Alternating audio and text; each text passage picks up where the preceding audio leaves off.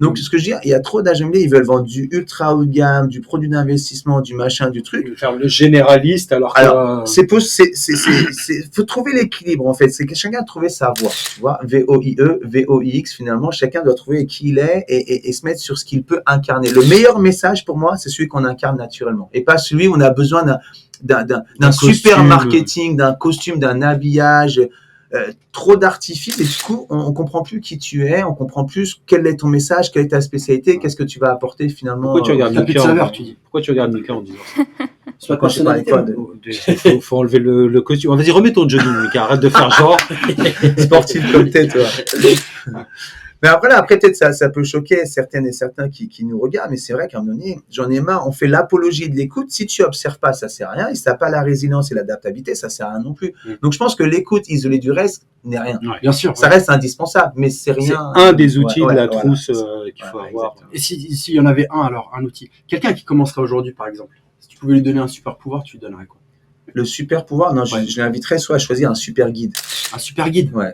Ok. Ouais. C'est surtout ça, parce que il y a cette guerre de marques, de réseaux qui existe depuis la nuit des temps. Ouais. On s'en fout. Ce qui compte, c'est avec qui tu veux travailler sur ta zone de chalandise. Ou même si c'est en échange distanciel avec des regroupements poussés, ça dépend de ta capacité à t'animer dès le matin.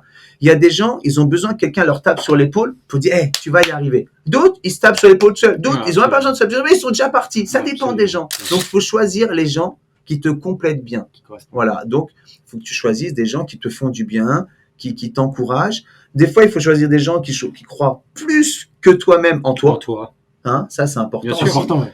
Parce que le capital. Parce que le choix dont tu parles, il faut le faire pas quand tout va bien. Parce que non, quand tout va bien. Il faut le faire en anticipant quand ça ira moins bien, quelle personne tu vas avoir à tes côtés pour justement t'aider à repartir. Non, mais même dès le début, carrément. Dès le début, évidemment, dès le début. Ce que je veux dire, c'est que dans ton, c'est pas quand ça va pas, quoi. C'est quand ça va. Enfin, si, c'est quand ça va pas, justement. Quand ça va bien. Bien sûr. Tu mets Mika, tu mets Arnaud, tu mets Christophe, si ça va bien, on accompagne bien les mecs. Donc peut-être que ce qu'on peut dire aussi pour les agents immobiliers qui veulent franchir un palier, ils veulent passer de 100 à 200, de 200 à 300, de 400 à 500 et plus. Et d'ailleurs, on pourrait demander à des ultra performeurs qui dépassent 700, 800 chaque année, on les voit pas. Ils n'ont pas le temps de parler, ils sont en train de travailler en permanence. Mais prenons quelqu'un qui part de zéro, qui veut aller à 100, 150, 200. Et ben, ce qui est important, tu l'as très bien dit avec ta phrase, c'est dès qu'il fait quelque chose, soit ça a marché, faut qu'il prenne quand même de la hauteur quand ça marche pour justement analyser, mettre un process, dupliquer, analyser. Donc, tu vois, pas banaliser ça. Ben voilà, mais moi, je suis à l'aise avec les gens. Non, personne. Moi, j'ai une théorie. On est à l'aise naturellement uniquement avec 30% des gens.